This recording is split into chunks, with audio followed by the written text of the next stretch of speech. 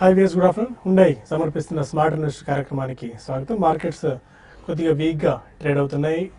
నిన్న మనం చూసాం reserve bank of India credit policy వచ్చిన తర్వాత కూడా మార్కెట్స్ని ఈ అంశాన్ని పెద్దగా పట్టించుకోవట్లేదు. ఎందుకంటే ఈ 25 బేసిస్ పాయింట్స్ కట్టి ఈ పాటికే మార్కెట్స్ కొద్దిగా డిస్కౌంట్ చేసి మనం అర్థం చేసుకోవచ్చు. అందుకే మార్కెట్స్ ఈ రకమైన ట్రెండ్ మనం చూస్తున్నాం. స్పెసిఫిక్గా అంతర్జాతీయ మార్కెట్ నుంచి కూడా కొద్దిగా నిరుత్సాహక ఆర్ వీక్ సంకేతాలు రావడం కూడా మార్కెట్స్ ఈరోజు వీక్గా ఉండేందుకు మరొక కారణంగా మనం చెప్పుకోవచ్చు.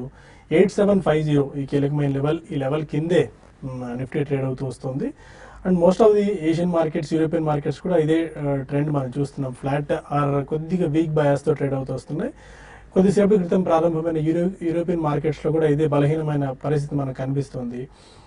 అండ్ స్పెసిఫిక్గా సెక్టార్ వారీగా ఇవాళ ఎలాంటి పర్ఫార్మెన్స్ ఉందో కూడా మనం చూద్దాం.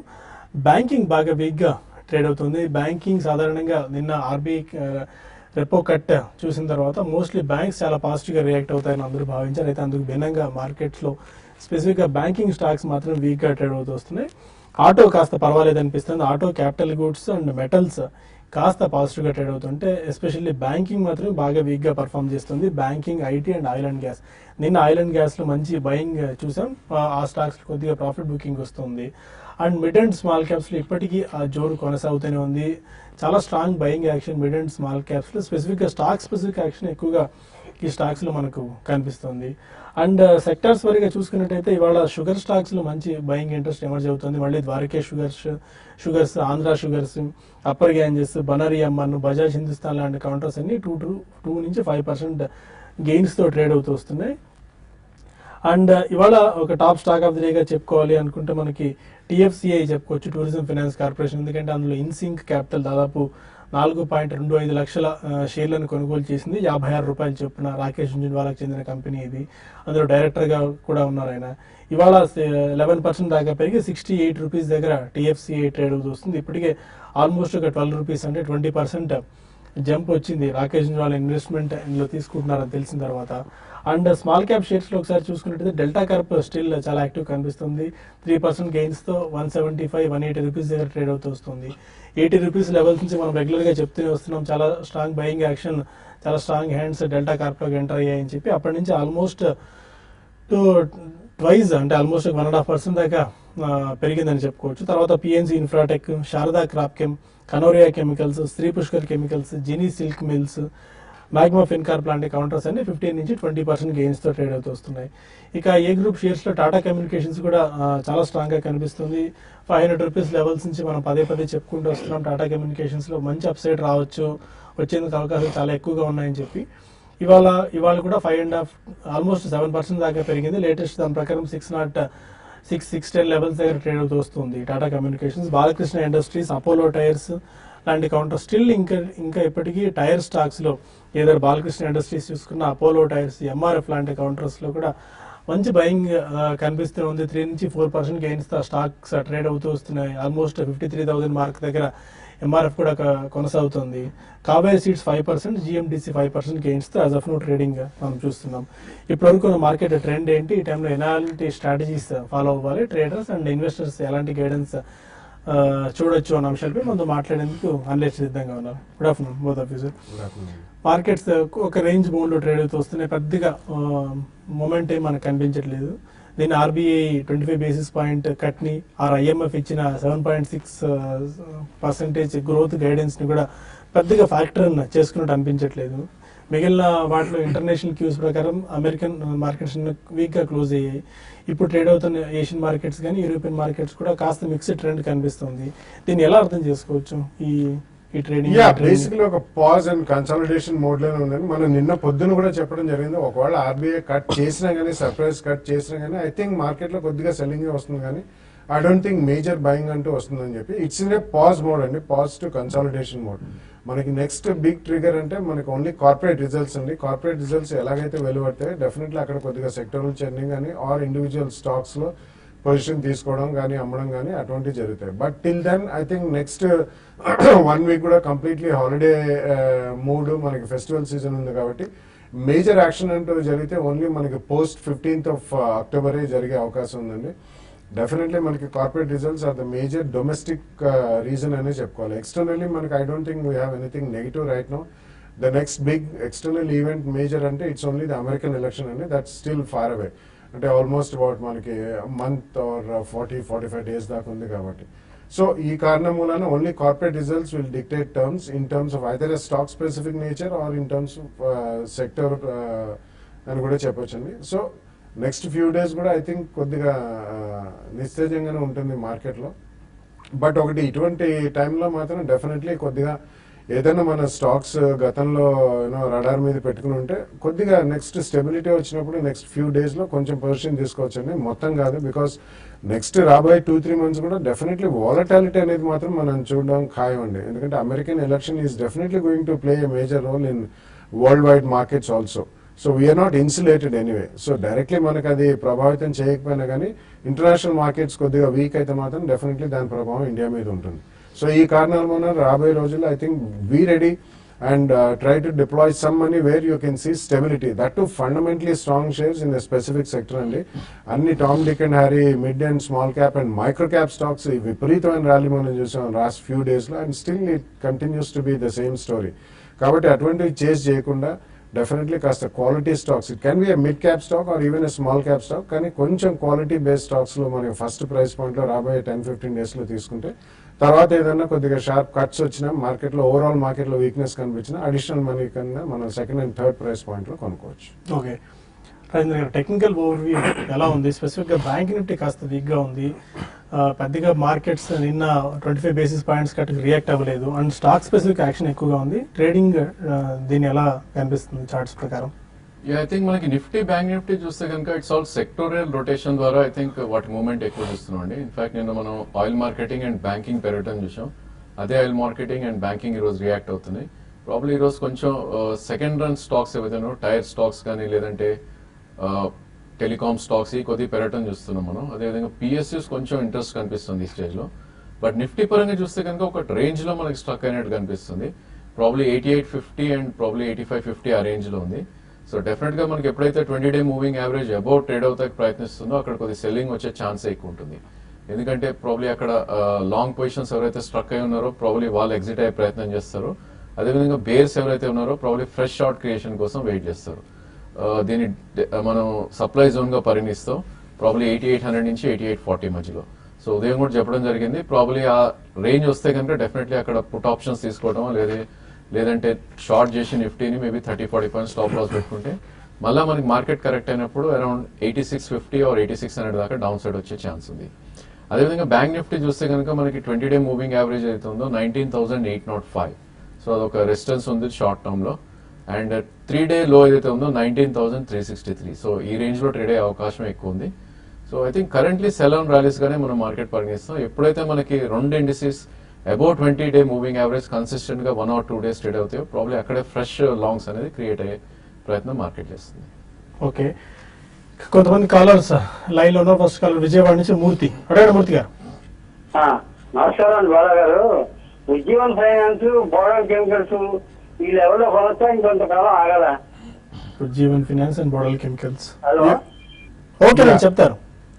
డెఫినెట్లీ కొంచెం వెయిట్ చేయొచ్చండి. Bodal chemicals last few days లో కూడా చాలా స్ట్రాంగ్ ఉంది. ఈ రోజు కూడా ఏదో 2-3% స్ట్రాంగ్ గా ఉంది. కానీ ఈ సెక్టర్ అండ్ ఈ సెగ్మెంట్ లో మొత్తం అన్ని షేర్స్ కూడా చాలా స్ట్రాంగ్ గా పెరిగినాయి. Ujjivan finance definitely you can wait అండి, ఎందుకంటే లిస్టింగ్ తర్వాత ఆల్మోస్ట్ అది 50-60% గెయిన్ అయ్యి స్టిల్ కరెక్షన్ మోడ్ లో ఉంది. మేజర్ గా పడకపోవచ్చు, ప్రాబ్లీ అబౌట్ 10% కరెక్షన్ వస్తే Ujjivan finance you can buy అండి. Bodal I think you should not chase right now అండి, ఎందుకంటే రీసెంట్లీ చాలా స్ట్రాంగ్ యాక్షన్ మనం ఈ కంప్లీట్ సెగ్మెంట్ లో చేస్తాం. డైస్, పిగ్మెంట్స్, డై స్టఫ్స్ ఇటువంటి అన్ని కంపెనీస్ లో కూడా. So I think you can wait అండి. ఉజ్జీవన్ మాత్రం కొంచెం చూడండి, నెక్స్ట్ వీక్ ఆర్ 10 days లో అట్లీస్ట్ ఒక 5% కట్ వస్తే ఫస్ట్ ప్రైస్ పాయింట్ లో కొనొచ్చు. ఓకే, ఇక మరిన్ని కాల్స్ అండ్ ఈమెయిల్స్ తీసుకునే ముందు హుండై సమర్పిస్తున్న స్మార్ట్ ఇన్వెస్ట్ లో చిన్న బ్రేక్ తీసుకుందాం.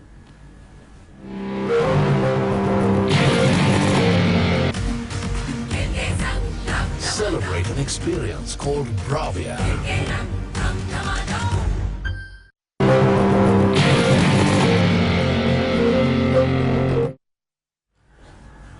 Welcome back to smart investor.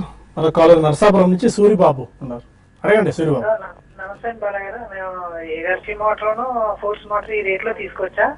అలాగే ఓంకార్ కెమికల్స్ ఏమో 212 ఉన్నాయండి. యావరేజ్ చేసుకోమంటారా లేకపోతే వేరే దాంట్లో కన్నా మారమంటారా? 3 చెప్పండి సార్. మీరు ఎంతకాలం హోల్డ్ చేద్దాం అనుకుంటున్నారండి? లాంగ్ టర్మ్ అండి, 2 years అండి.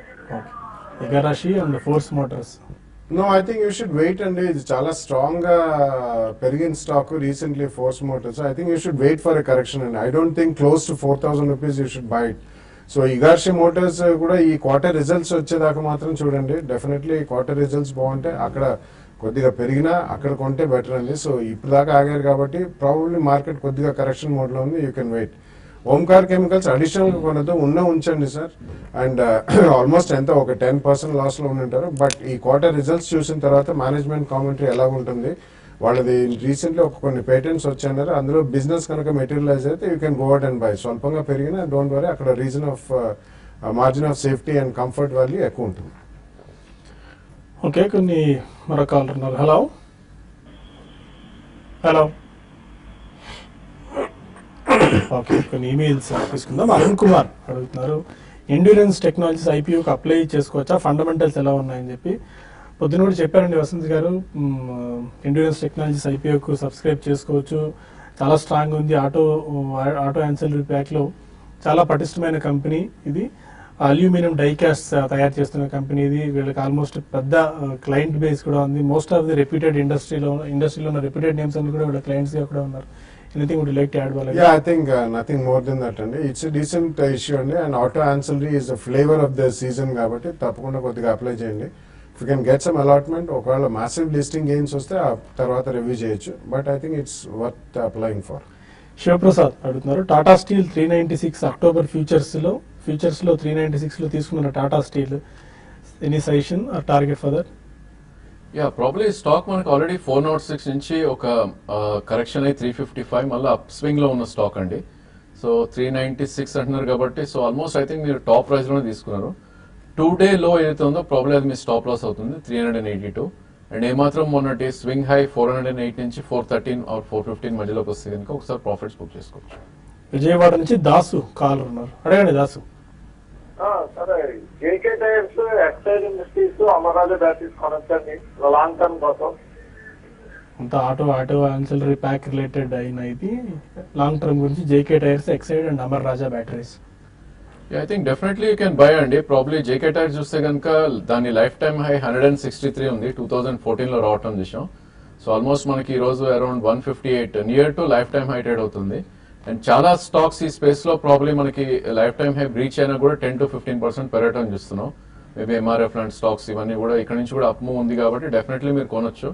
ఓన్లీ థింగ్ ఏంటంటే స్టాక్ మనకు ఆల్రెడీ లాస్ట్ 2 months లోనే ఇది 90 రూపీస్ నుంచి 160 దాకా పెరగటం చూసాం. సో ఇలాంటి మూవ్స్ వచ్చినప్పుడు కరెక్షన్స్ ఉంటాయి మనకి. మేబీ ఇక్కడ నుంచి 15 or 20% కరెక్షన్ ఉంటే సెకండ్ ప్రైస్ పాయింట్ లో మీరు తీసుకోండి. 1 to 2 years వ్యూ ఉంటే definitely I think you will get a better returns. అదేవిధంగా ఎక్సైడ్ ఇండస్ట్రీస్ కూడా దీని లైఫ్ టైమ్ హై అరౌండ్ 206 దగ్గర ఉంది. సో ఆల్మోస్ట్ మనకి 199 టచ్ అవటం చూసాం last month high. In fact first price point లో మీరు ఇక్కడ కొనొచ్చు. అదేవిధంగా 100-day మూవింగ్ యావరేజ్ 174 వస్తే మీరు అక్కడ సెకండ్ ప్రైస్ పాయింట్ కి యాడ్ చేయండి. I think both are good for 2 years. Maybe 30 to 40% return లో మీరు హ్యాపీ ఉన్నారంటే డెఫినెట్ గా కొనొచ్చు. నెల్లూరు నుంచి వినీత మరొక. గుడ్ ఆఫ్టర్నూన్, చెప్పండి. పుష్కర్ కెమికల్స్ ఈ రేట్ లో బై చేయొచ్చా? టార్గెట్స్ అలా చెప్తారా, ఎంతకు వెళ్తారు అని? శ్రీ పుష్కర్ కెమికల్స్ ఇవాళ కూడా బాగా చాలా స్ట్రెంత్ ఈ స్టాక్ లో మనం చూస్తున్న 15% దాకా పెరిగింది. యా, టార్గెట్ అంటే చెప్పడం కష్టం అండి. రీసెంట్ టైమ్స్ లో ఇది last year list issue. Definitely I think you can buy అండి. బట్ కొంచెం స్ట్రాంగ్ గా పెరిగింది కాబట్టి కొద్దిగా వెయిట్ చేయడం బెటర్ అండి. ఎందుకంటే ఈ chemicals, fine chemicals, speciality chemicals, dye stuffs, pigments, ఇటువంటివన్నీ కూడా extremely strong rally without correction చూసాం మనం. సో ఎక్కడైనా కానీ ఈ ఓవరాల్ సెక్టర్ లో కొద్దిగా కరెక్షన్ వచ్చే ఛాన్స్ మనకి చాలా స్ట్రాంగ్ గా ఉందండి. అండ్ సడన్లీ అన్ని కూడా ఒకసారి పడే ఛాన్స్ ఉంది. అంటే ఇండివిజువల్ స్టాక్స్ మే నాట్, ఒక్కొక్కసారి పడకపోవచ్చు. సో మీరు 2 or 3 ప్రైస్ పాయింట్స్ లో కొన్నా you should be always ready for a 10 to 15% or about 20% cut. Overall market weak అయితే ఇటువంటి కొద్దిగా స్ట్రాంగ్ రియాక్ట్ అయ్యే అవకాశం ఉంది. సో అది దృష్టిలో పెట్టుకుని మీరు ఒక 2 or 3 ప్రైస్ పాయింట్స్ లో కొనొచ్చు. రాజమండ్రి నుంచి నాగభూషణం మరొక. అడగండి నాగభూషణ్ గారు. హలో, నమస్కారం అండి, చెప్పండి. ఆంధ్ర పెట్రో. ఓకే. ఈ ఆంధ్ర పెట్రో మాకు 5,000 షేర్లు ఉన్నాయండి. ఓకే ఆంధ్రపేటలో 5,000 షేర్లు ఉన్నాయి. ఓకే చెప్పండి ఏ ప్రైస్ లో తీసుకున్నారు మీరు? అది 25 రూపీస్ లో తీసుకున్నామండి. ఓకే ఫైన్ అండి. ఓకే మీరు టీవీ చూసి మాట్లాడుతున్నట్టు అందుకే కొద్దిగా లాగ్ వస్తుంది. Andhra Petro yeah not a great stock అండి. లాస్ట్ 2 to 3 years గా చూస్తే కనుక ఇది ప్రాబ్లీ లాస్ట్ 5 to 6 years లోనే ఇది అండర్ పర్ఫార్మ్ చేసిన స్టాక్ ఇది. సో దీని రేంజ్ అనేది ప్రాబ్లీ మనకి 24 నుంచి యాజ్ లో యాజ్ 9 రూపీస్ కూడా రావడం చూస్తున్నాం. So probably it's not a good stock to hold. Market కొద్దిగా రికవర్ అయ్యి probably me price near to your price వచ్చినా కూడా మేబీ 20 అబోవ్ ఏ ప్రైస్ వచ్చినా కూడా ఒకసారి ఇన్ఫాక్ట్ కొద్దిగా లాస్ ఉన్న కూడా బుక్ చేసి పర్ఫార్మింగ్ సెక్టర్స్ అండ్ స్టాక్స్ లోకి ఎంటర్ అవుతాయి. లైక్ హౌసింగ్ ఫైనాన్స్ స్పేస్ కానీ, కన్స్యూమర్ ఫైనాన్స్ కానీ, లేదంటే మిడ్ క్యాప్ ఫార్మా కానీ ఈ స్టాక్స్ లో ఇన్వెస్ట్ చేస్తే ప్రాబ్లీ వీటికి ఆంధ్ర పెట్రో కన్నా బెటర్ రిటర్న్స్ వచ్చే ఛాన్స్ ఉంది.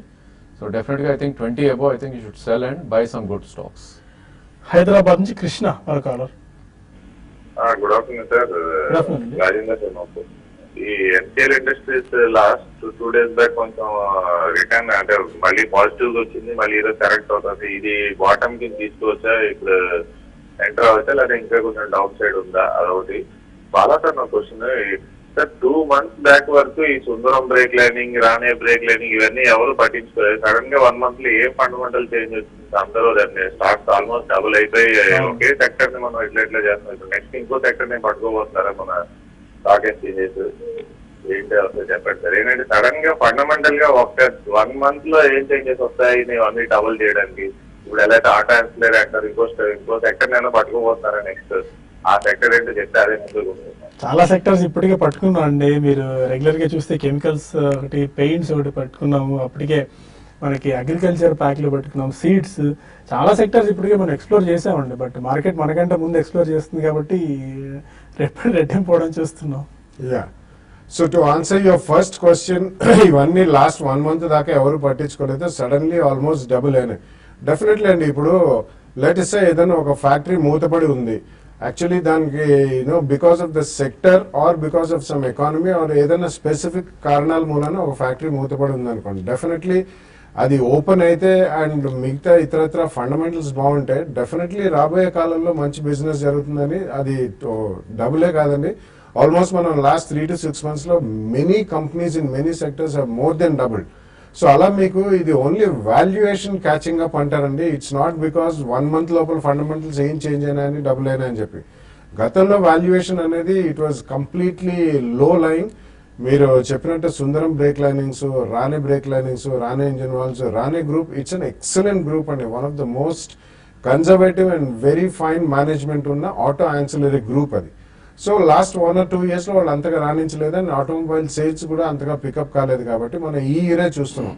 బట్ వీటిలో స్పెసిఫికలీ ఒక్కొక్క కంపెనీకి సంబంధించి ఏదైనా డెవలప్మెంట్ ఉండి I think they have come in to the profitability. Market almost 6 months to 1 year ahead of schedule వీటిని డిస్కౌంట్ చేస్తుంది. కాబట్టి ఇట్స్ ఓన్లీ వాల్యుయేషన్ క్యాచింగ్ అండి, నాట్ 1 month లో ఫండమెంటల్స్ మారిపోయి అలా డబుల్ అవుతున్నాయని మాత్రం చెప్పుకోలేదు. సెంటిమెంట్ కూడా ఒక్కసారిగా ఉంటుంది, మారిపోతుంది సెక్టార్స్ లో. యా ఎన్సిఎల్ ప్రాబ్లమ్ మీరు అడిగారు. ఈ స్టాక్ చూస్తే కనుక మనకి 2014 లో 16 రూపాయలు ఉన్న స్టాక్ అండి.